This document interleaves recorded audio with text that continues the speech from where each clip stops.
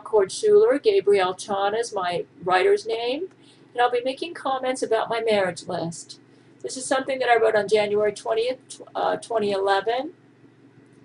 Brain-to-brain loving occurs when two minds communicate via computer satellite technology from one brain to another, and they can make love this way as well.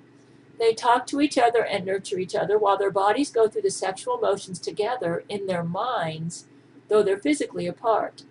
The computer automatically translates languages so that if one lover is a Russian speaker and the other an English speaker, the thoughts will be communicated in the language best understood by the recipient. So let's say Vladimir Putin is thinking his thoughts in Russian and speaking to me in Russian in his mind. I will receive those thoughts in the language I best understand, English.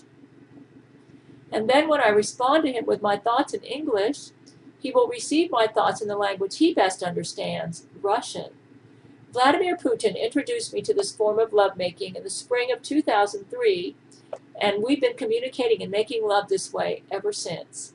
It's actually possible to build a loving and permanent relationship using this method of communication, because that's exactly what's happened to Vladimir and myself. When I tried to act like I never had a relationship with Vladimir like this, which we did from 2003 and onwards, Vladimir went into clinical depression in 2007 and 2008.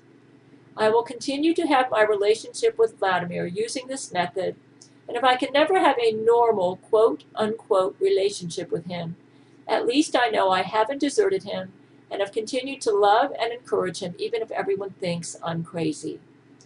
I will love my men using this method because it's safer for us this way and keeps me alive. If I marry Vladimir in a normal, quote-unquote, relationship, fine. But if not, fine. At least we get to make love, even if not in the conventional manner, so I give him encouragement.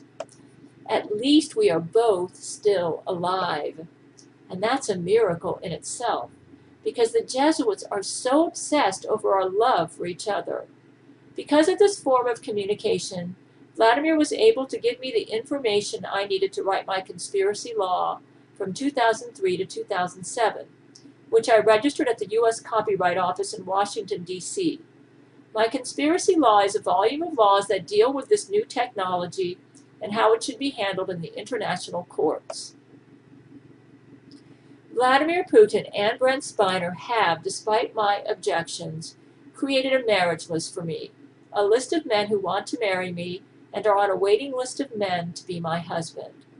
I believe there are at least 40 men on the list, most of them famous.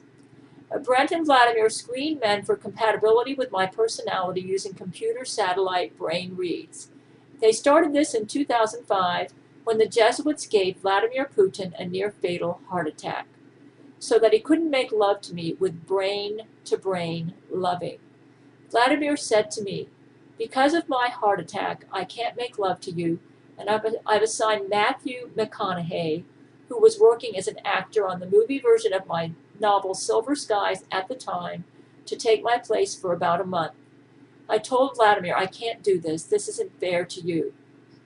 But you are a passionate woman, and I want your needs met while I am unable to make love to you, so I insist.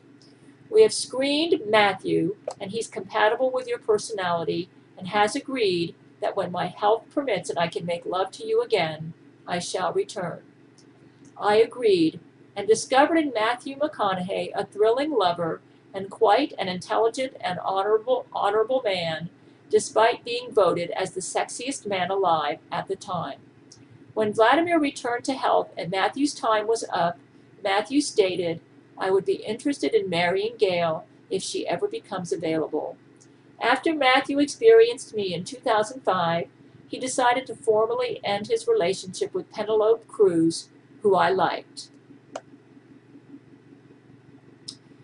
Vladimir warned Matthew that if he went on my marriage list, he may never actually marry me, but that if something should happen to Brent or Vladimir, that I agreed that I would only marry a man on my marriage list. Matthew said, "Put me on the list. I love Gail."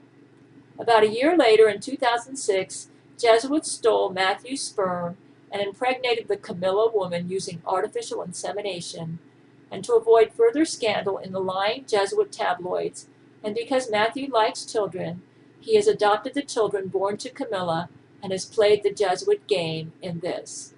But this has taken an emotional toll on him, and I'm not sure what his status is on my marriage list right now.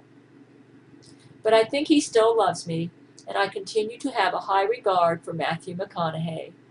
I'm not sure if he's actually had sex with Camilla, and if he has, I won't marry him because it violates my moral standards, because if he's had sex and children through sex with her, I would consider him married to Camilla, and I don't like to encourage adultery. But I'm not that worried about it because I'm not committed to marry him. I remain his friend and have high regard for him. I'm not sure if I'd ever marry him, even though I believe he's on my marriage list. I sense some areas where we may not be compatible. I've told all the men on my marriage list that I can't promise I would marry any of them, that I would need to develop a real bond with them before I could commit to marriage. The only men I feel comfortable about marrying are Brent Spiner and Vladimir Putin. There are several men on my marriage list that I can't, who pretend to be married or involved with a woman when they're not really involved with that woman, in order to prevent Jesuit tabloid lies as Jesuits try to sabotage their love for me. Many of these men are widowers or divorced or just plain single, but are represented with a spouse or girlfriend in the media, and they play along with this to avoid Jesuit scandals about their love for me.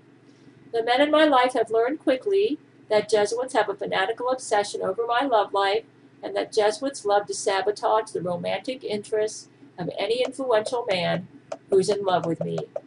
Some of the men who I believe are on my marriage list are Australian actor Hugh Jackman, and I've had brain-to-brain loving with him, and he's a great guy. I believe the Jesuits murdered his real wife and replaced her with her clone so that his marriage went downhill after the clone became his wife. And I'm going to continue with this on another video because my 10 minutes for YouTube is just about up.